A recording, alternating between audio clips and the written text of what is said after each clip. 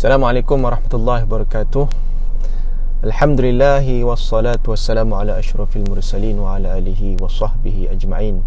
Subhanaka la ilma lana illa ma 'allamtana innaka antal alimul hakim. Wala haula wala quwwata illa billahil aliyyil azim. Waalaikumsalam Puan Maziah. Dengar suara saya, dengar tak Puan Maziah? Terima kasih Puan Maziah selalu ikut saya, ya. Apa sharing saya. Terima kasih Puan Maziah. Baik, boleh sharekan pada kawan-kawan kita supaya kita dapat manfaat. Saya terlebih dahulu saya minta maaf banyak-banyak sangat sebabnya saya mula lambat. Semalam saya kata saya nak mula pukul 10, tapi hari ni saya mula pukul 10.30 baru saya dapat mula, sebab saya cari R&R tadi. Saya daripada perjalanan daripada Shah Alam menuju ke Melaka. So saya cari R&R. Jadi tadi dah terlajak R&R, saya ke depan lagi, tu lambat sikit mula pada pagi ni. Saya nak live waktu saya driving, tak apa bahaya pula kan. So kita saya berhenti dekat R&R ni, so boleh aman sikit lah. Okay, so terima kasih Herna, ya, Bay, macam mana sebut tu. Sekarang ni kat R&R mana ni dah lepas pada nilai. Saya nak ke Melaka. Dah dari Brunei, Nuraini daripada Brunei. Waalaikumsalam warahmatullahi wabarakatuh. Herna, minta maaf lah duk tunggu start daripada pukul 10 tadi. Itulah saya minta maaf banyak-banyak sangat, ya. Sebab saya tadi alamak macam ni dah pukul 10 dah ni, tapi saya tadi dah terlepas R&R. Saya cari R&R yang seterusnya, sampailah ni dekat mana ya? Atas pada nilai. Mungkin Seremban kot, R&R Seremban. So barulah dapat live pagi ni. Minta maaf banyak-banyak sangat, ya, sebab saya janji sepatutnya pukul 10 tadi. So sangat-sangat minta maaf. Okay, tak apa, kita ambil masa sekitar 20 minit ke macam tu, ya. Pagi ni kita nak sebut tentang siri Jiwa Tenang 2, ya. Omah daripada Singapura, ya. Pagi ni saya nak share tentang siri Jiwa Tenang 2, iaitu tajuknya ialah dua kategori hamba ataupun dua kategori manusia. Dan semacam saya sebutkan semalam, kita akan lihat apa yang disebutkan oleh Syekh Dr. Wahbah Az-Zuhaili rahimahullah, minta maaf, Syekh Ibn Atta'illah As-Sakandari rahimahullah ta'ala, apa yang dikongsikan, apa yang disebutkan oleh Syekh Ibn Atta'illah As-Sakandari dalam kitab Al-Hikam. Baik, saya bacakan dahulu apakah kata hikmah ni, nanti kita tengok, ya, kita ambil manfaat insya-Allah. Baik, berkata Ibnu Atta'illah As-Sakandari rahimahullah ta'ala wa nafa'ana bi'ulumihi fi daraini amin. Iradatuka tajrid ma'a iqamatillahi iyyaka fil asbabi minasyahwatil khafiyah wa iradatukal asbaba ma'a iqamatillahi iyyaka fit tajrid inhitatun 'anil himmatil 'aliyah. Okay, ini kita baca dia punya kata hikmah dulu, nanti saya akan permudahkan perbahasan kita, ya. Ini satu benda yang penting dan best juga sebenarnya kalau kita dapat fahami dengan baik. Sebenarnya kata-kata hikmah Ibnu Atta'illah ni sangat best kalau kita memahami, dan insya-Allah kalau kita dapat fahami dengan baik, hidup kita semakin tenang, hidup kita semakin bahagia insya-Allah, ya.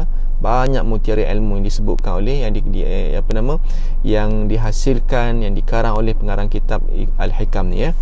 Baik, apa maknanya? Kita baca dulu maksud dia.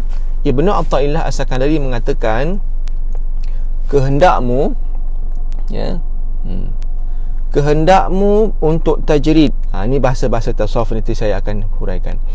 Kehendakmu untuk tajrid. Tajrid ini maksudnya beribadat tanpa perlu berusaha dunia, ya, atau makna tajrid. Tajrid ni apa? Beribadah tanpa perlu berusaha dunia. Ini makam luar biasa, ya. Padahal Allah masih menempatkan kamu pada golongan orang yang harus berusaha untuk mendapat keperluan sehari-hari. Maka kehendak itu adalah daripada syahwat hawa nafsu yang tersembunyi. Sebaliknya, kehendakmu untuk berusaha, padahal Allah telah menempatkan dirimu pada golongan orang yang beribadah tanpa perlu berusaha. Maka kehendak yang demikian bererti menurun daripada cita-cita yang tinggi. Siapa faham? Siapa faham apa maknanya? Okey. Macam inilah, ya. Maksudnya dekat sini kata Ibnu Atta'illah As-Sakandari, manusia ni hamba lah, ya, hamba. Manusia ni orang kata semua yang bukan Islam pun manusia juga kan. Kita kata hamba Allah yang beragama Islam lah, khususnya beragama Islam. Dua jenis manusia. Yang pertama, manusia hamba yang masuk dalam kategori tajrid. Satu lagi manusia kategori asbab ataupun sabab, ya. Tajrid ini kalau bahasa ejaannya ta, jim, ra, ya, dal, tajrid. Satu lagi sabab, sin, baba, sabab. Okey, tak apa, saya sebutkan dahulu istilah tasawuf, ilmu tasawuf ni, nanti saya akan mudahkan perbahasan insya-Allah. Maknanya dekat sini Ibnu Athaillah bagi tahu kepada kita ada dua jenis hamba. Yang pertama hamba tajrid, yang kedua hamba sabab. Hamba tajrid iaitu hamba Allah Ta'ala yang ditempatkan untuk dia sibuk beribadah dan dia tidak ada komitmen, tak ada tanggungjawab, tak ada tanggungan apa-apa. Hidup dia tu memang most of the time dia punya masa dia memang banyak untuk ibadah. Lepas solat subuh ngaji Quran, lepas ngaji Quran dia zikir, lepas zikir ngaji lagi, lepas ngaji hafal Quran, lepas tu solat duha 8 rakaat, lepas tu ngaji lagi, zikir lagi, sampai tidur sekejap tengah hari, tidur sekejap tengah hari, kemudian solat zuhur, lepas tu ngafal Quran lagi, baca Quran lagi, asar solat sampai maghrib, lepas isyak tidur, makan tidur, lepas tu nanti bangun tahajud. Maksudnya most of the time dia punya 24 jam dia tu penuh dengan ibadah, ya. Yang ini ibadah khusus, ibadah sunat, ya. Kita ni ada 3 jenis ibadah tuan-tuan sekalian, ya. Yang pertama ibadah khusus ataupun ibadah yang wajib, yang kedua ibadah sunat, yang ketiga ibadah umum. Kita ni ada tiga jenis ibadah. Ibadah wajib, ibadah sunat, ibadah umum. Okey, ibadah wajib kita semua dah maklum, iaitu puasa, solat yang wajib, zakat, haji, ya, itu antara yang wajib. Kemudian kita ada ibadah umum, ibadah sunat. Ibadah sunat ni kalau kita buat dapat pahala, tak buat tak dapat apa-apa. Contoh korban kan, korban ni ibadah sunat. Dan kalau dalam mazhab Syafi'i, ibadah sunat tu sunat muakkad, sunat yang dekat-dekat dengan wajib. Tapi kalau tak buat tak berdosa, ya, tak berdosa, cuma rugilah. Yang ketiga ibadah umum. Ibadah umum ni selain daripada dua ni tadi, selain daripada ibadah wajib, selain daripada ibadah sunat. Maknanya bawa kereta driving ni ibadah umum, boleh dapat pahala. Lagi apa? Tidur ibadah umum. Vacation, bercuti, melancong, ibadah umum. Kemudian apa lagi? Bekerja, ibadah umum. Melayari Facebook, ya, ibadah umum ni. Menonton live ni ibadah umum sebenarnya. Boleh dapat pahala, boleh juga dapat dosa. Ya, kita buat pilihan. Jadi dia boleh jadi, ini kita kata ibadah umum. Selain daripada ibadah wajib dan sunat, jadi ibadah umum. Maknanya kategori manusia pertama, hamba Allah yang pertama tajrid, iaitu mereka ini menyibukkan diri untuk ibadah wajib dan ibadah sunat. Ibadah umum ni jarang-jarang sangat, ya. Jarang-jarang, sebab dia tak ada tanggungjawab, dia tak ada tanggungan, dia tak ada apa-apa keperluan, ya. Contohnya siapa? Contohnya, ya, orang duduk di pulau, ya. Dia duduk di pulau, orang pun tak ramai kat pulau tu. Dia mak ayah tak ada, pakcik makcik tak ada, tak kahwin bujang, ya, tak ada anak isteri. Lepas tu kerja, tak perlu kerja sangat, ya. Maksudnya dia, yalah, ini orang ni kena kategori pertama. Tapi tak ramai orang duduk kategori yang pertama ni, iaitu tajrid. Yang kedua, kategori hamba Allah yang kedua, iaitu kategori hamba sabab. Sabab ini iaitu kategori manusia hamba Allah Ta'ala yang banyak tanggungan, banyak tanggungjawab. Dia ada isteri, dia ada anak, dia kena perlu bekerja untuk bayar hutang rumah, kereta dan sebagainya, ya. Dia ada mak ayah, dia ada pekerja yang perlu dibayar gaji dan sebagainya. Ini manusia kategori kedua. Maksudnya dekat sini ada dua jenis hamba. Yang pertama hamba tajrid, iaitu dia ni most of the time memang untuk ibadah. Tapi tak ramai yang duduk macam ni, ya. Contohnya kalau anak-anak kita yang kita hantar pergi ke sekolah tahfiz kan, kerja dia untuk hafal Quran. Lepas sebelum subuh dah bangun tahajud, lepas tu menghafal Quran. Lepas solat subuh, breakfast, hafal lagi Quran. Lepas tu ada pengajian kitab. Lepas tu solat duha, ngaji Quran lagi. Malam tidur awal, main-main sekejap-kejap, tidur. Lepas tu bangun tidur sekejap 3-4 jam, bangun lagi hafal Quran. Ini kategori tajrid. Ya, dan mungkin kita pernah duduk di tempat ini. Tetapi sekarang ini saya sendiri, saya bukan duduk makam tu dah. Ya, saya tidak duduk dalam kategori begitu. Sekarang ni kita duduk pada, saya sendiri duduk pada kategori yang kedua, iaitu makam ataupun kategori sabab. Yang mana sabab ni ada tanggungjawab. Jadi macam ni lah ya. Saya nak mudahkan supaya kita faham. Kadang orang dalam ilmu tasawuf ni kata tasawuf ni tinggi sangatlah, perbahasan ilmu tak faham. Tak apa, sebenarnya tak mudah, tak susah pun ya.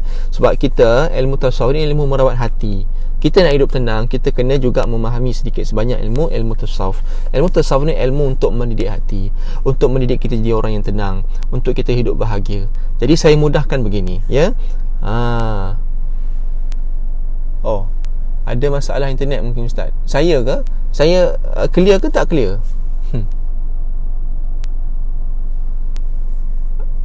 Boleh beritahu komen saya saya cakap ni jelas ke ataupun ada gangguan lain ke? Ada Hajah Aisyah kata ada masalah internet mungkin Ustaz. Masalah internet saya ke masalah internet Hajah Aisyah? Clear Ustaz. Alhamdulillah. Terima kasih Puan Maziah. Okey, balik saya begini, saya mudahkan macam ni. Manusia ni, hamba ni, manusia yang beragama Islam ni, kita ada dua jenis. Yang pertama saya letakkan sebagai MKI. Yang kedua MKT. Okey. Kategori manusia kategori pertama itu MKI, manusia kategori ibadah.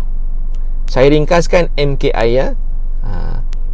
Manusia kategori ibadah, MKI. Yang kedua MKT, manusia kategori tanggungjawab. Okey? Saya bagi dua macam tu supaya kita mudah faham. Saya ulang lagi, manusia yang kita ni beragama Islam ni, sekarang ni semua yang menonton live ni saya yakin semua beragama Islam kan. Kita ada dua jenis. Yang pertama MKI, manusia kategori ibadah. Yang kedua MKT, manusia kategori tanggungjawab. Sekarang ni kebanyakan daripada kita duduk dalam kategori yang kedua, MKT, manusia kategori tanggungjawab. Sebab kita ada tanggungjawab. Kalau isteri, dia ada tanggungjawab pada suami, pada anak-anak. Saya suami, saya ada tanggungjawab pada isteri saya, pada anak saya. Saya ada mak saya ada pakcik-makcik saya ada adik-beradik saya ada syarikat, dan saya ada staff saya yang saya perlu bayar gaji mereka. Ya. Jadi maknanya saya adalah kategori MKT. Sekarang ni tuan-tuan dan puan kena make sure kita duduk pada kategori mana, MKI ataupun MKT. Baik MKI ataupun MKT, kedua-duanya okey, no problem. Ya.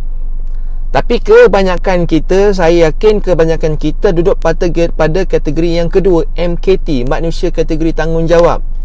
Sekarang ni kalau kita nak tenang hidup, kita nak mencapai kebahagiaan dalam hidup, make sure yang pertama kita kena kenal pasti kita duduk kategori mana, MKI ataupun MKT.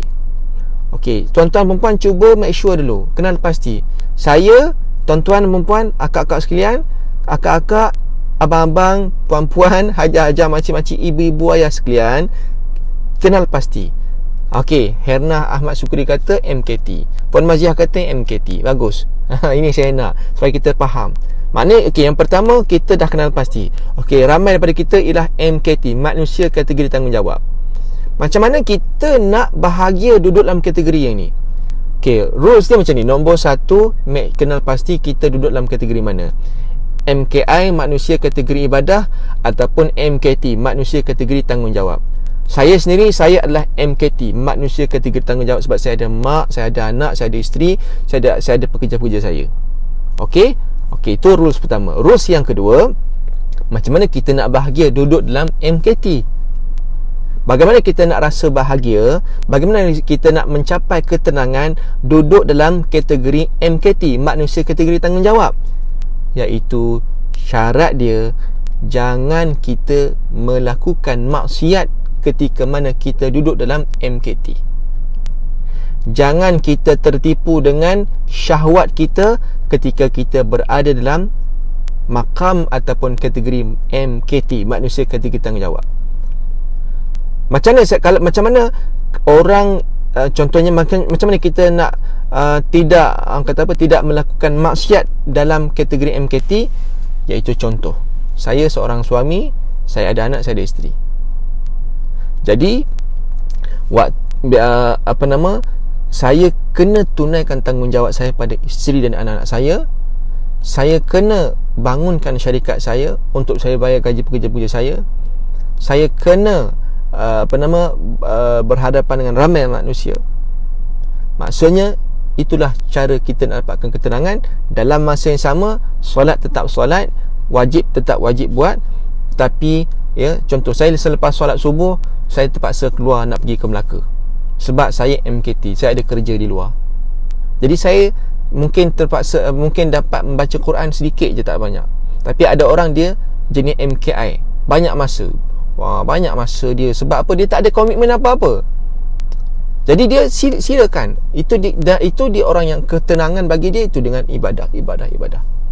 Contohnya kalau kita tengok Imam Nawawi, Imam An-Nawawi rahimahullah ta'ala, dia jenis MKI.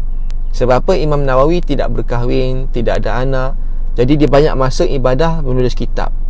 Itu jalan ketenangan bagi Imam Nawawi. Mungkin pada saya sendiri, saya bukan macam tu. Saya MKT, saya dia orang banyak tanggungjawab. Kena selepas solat kita kena ngaji Quran, baca mak surat, kemudian kita kena pergi bekerja, kena pergi office dan sebagainya. So kita MKT. Nanti solat Zuhur, pergi solat Zuhur. Tetapi kita jenis MKT. Sebab tu jangan kita menipu diri. Contoh, kita nak jadi baik sangat. Nak jadi baik ni, bagus. Kita ni MKT. Kita jenis MKT.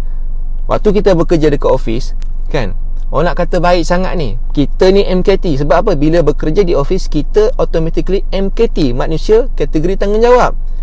Bila di office, solat duha 8 rakaat. Okey. Lepas tu waktu dalam meeting pergi baca Quran. Waktu dia dekat kaunter, berurusan orang datang kaunter, dia kata tunggu jap, saya nak solat duha jap. Bagus tak solat duha? Bagus. Ibadah sunat kan. Orang dekat kaunter depan tu, dia sahaja ngaji Quran lama-lama, dilengah-lengahkan panggil orang datang ke kaunter. Bermaksud ini maksiat dalam MKT. Faham tak? Dia sebenarnya mengikut nafsu syahwat ketika mana dia berada dalam MKT. Ini salah. Sebenarnya orang ini sebenarnya nampak macam bagus, tapi sebenarnya dia tak bahagia. Dia tak bahagia. Jadi tak nak jadi begitu, tuan-tuan sekalian. Kecuali memang kita jenis MKI, ibadah, manusia kategori ibadah, MKI, no problem, silakan. Sebab tu tuan-tuan dan perempuan, sekarang ni saya tengok ramai yang komen kata MKT, termasuk saya sendiri. Tapi saya bagi lagi satu tips bagaimana kita nak hidup tenang dan bahagia. Tuan-tuan sekalian, saya sendiri MKT. Nak capai ketenangan, kebahagiaan dalam hidup, banyak di kalangan kita bukan MKI. Kalau MKI tak ada masalah, sebab dia memang most of the time memang ibadah wajib, ibadah sunat. Tak ada sangat keperluan untuk ibadah umum. Macam saya sendiri, saya MKT. Ada ibadah wajib kita kena buat, ibadah sunat kita buat, ibadah umum pun kita kena fulfill. So nak lebih ketenangan, nak lebih bahagia, nak lebih rasa kehambaan tu, ini tips saya bagi, iaitu balancekan antara kedua-duanya, MKT dan MKI. Balancekan, samakan level dia. Samakan level. Tadi contoh, bekerja di pejabat tapi baca Quran banyak-banyak, 1 juzuk 2 juzuk, kerja tak siap.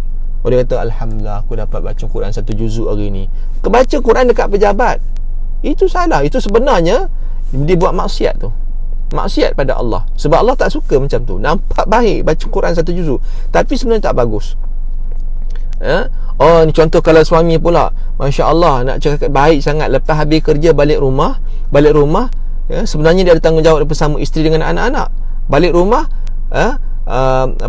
solat tak berhenti-berhenti. pergi masjid, ya.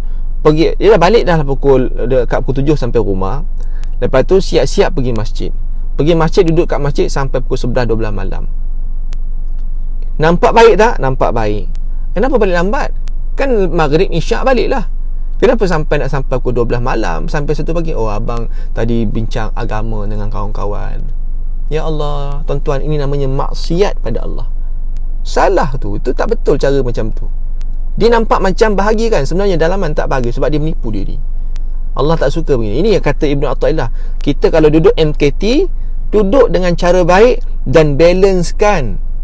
Jangan nampak terlalu macam baik sangat tapi sebenarnya kita, ya, menipu diri. Ini tak bahagia. Isteri merana kat rumah, ya, dah 1 hari tak jumpa suami. Anak-anak menunggu kepulangan ayahnya. Bila ayah dia balik, mandi-mandi, tak cakap dengan anak-anak, terus pergi masjid, pukul 12 baru balik. Ya, bila tanya kenapa, anak-anak dah tidur dah. Ya, isteri tanya kenapa abang balik lambat, dia marah isteri. Saya pergi masjid pun awak nak marah saya ke? Tadi saya bincang agama dengan kawan-kawan lah. Tuan-tuan, sebenarnya salah. Ya, ni tak kena pada tempat. Nampak macam bagus tapi sebenarnya tak. Sebab kita orang ini ada dalam MKT. You ada komitmen. Melainkan memang kita tak ada isteri, tak ada anak-anak, tak ada apa-apa tanggungjawab. Duduk kat masjid sampai pukul 2-3 pagi pun tak apa. Sebab kita MKI. Ya, tak ada tanggungjawab. Kita tanggungjawab kita ingat untuk ibadah dengan Allah Ta'ala. Kita tak ada ibadah umum. Tak ada keperluan untuk ibadah umum. Ibadah wajib, ibadah sunat. Ibadah wajib, sunat. Silakan. Tapi kalau orang yang duduk dalam MKT, dia ada 3 ni. Ibadah wajib, ibadah sunat, ibadah umum dia kena tunaikan. So, saya bagi tips tadi kan, kalau kita nak lebih mencapai ketenangan, kebahagiaan, macam ni, balancekan antara 2, MKT dan MKI. Ada masa kita MKT ni, waktu kita bekerja MKT, waktu kita balik rumah, make sure kita ada spend masa dengan isteri dan anak-anak, sebab kita MKT.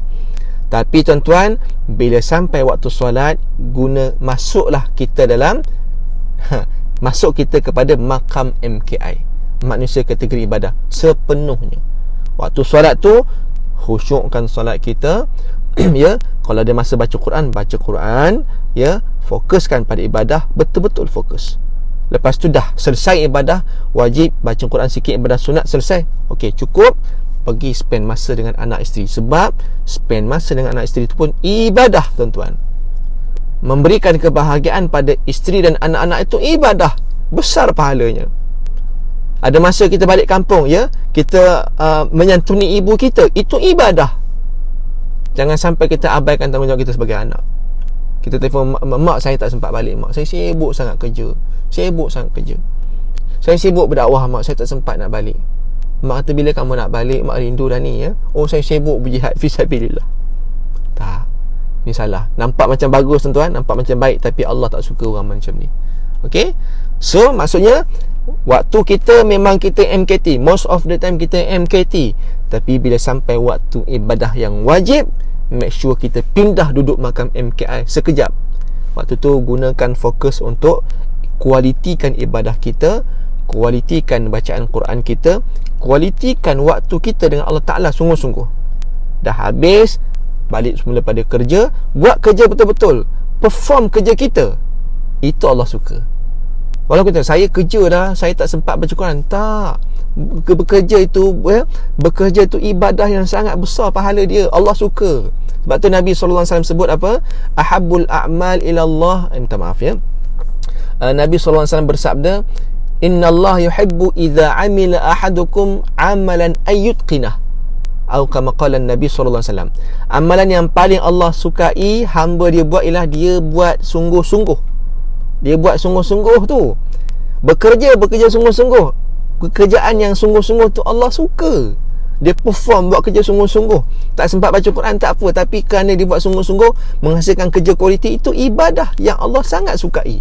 Dapat pahala besar. Tapi bila sampai waktu solat sungguh-sungguh. Waktu baca Quran sungguh-sungguh. Waktu kita belajar sungguh-sungguh. Baik, itu kita kata, itulah maksud kata Ibnu Athaillah As-Sakandari dalam kata hikmah yang ini, untuk kita mencapai ketenangan hidup. Maka kenal pasti, ya, secara ringkasnya saya recap balik. Yang pertama, kita kenal pasti kita ni duduk kategori mana. kategori MKI ataupun MKT, manusia kategori ibadah ataupun manusia kategori tanggungjawab. Okay, kebanyakan orang MKT. So make sure kita tidak menzalimi diri kita.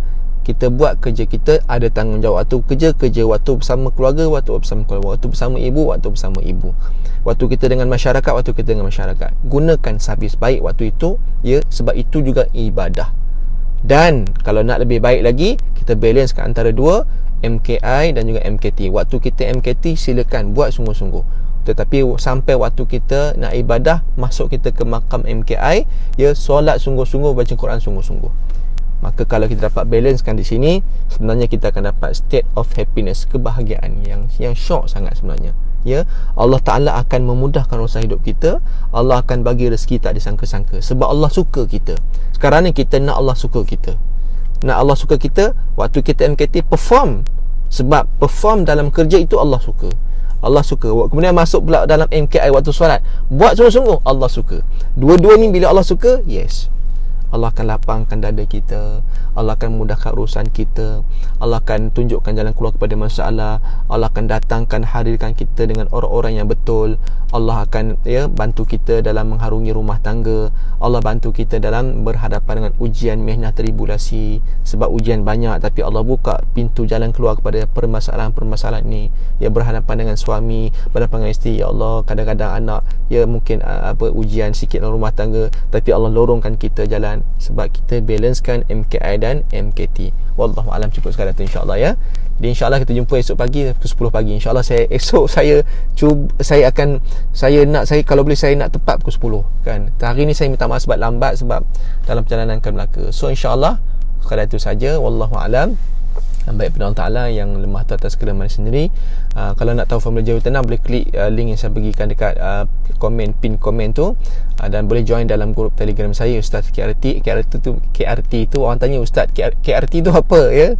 Ustaz KRT tu maknanya Ustaz kebahagiaan rumah tangga. Saya akan kongsikan banyak tips-tips rumah tangga kat situ insya-Allah. Wallahu alam, minta maaf yang salah dan silap. Terima kasih kepada semua yang saya tak sempat nak sapa, ya. Sebab saya mengenyam masa nak ke Melaka, saya nak teruskan perjalanan ke Melaka insya-Allah. Terima kasih. Ajak kawan-kawan untuk share, dan esok kita jumpa lagi pukul 10 pagi insya-Allah. Mudah-mudahan kita dipertemukan, insya-Allah panjangkan usia kita semua. Wallahu alam, aqulu qouli hadza wa astaghfirullahal azim li wa lakum wa billahil hidayah wat taufiq. Assalamualaikum warahmatullahi wabarakatuh.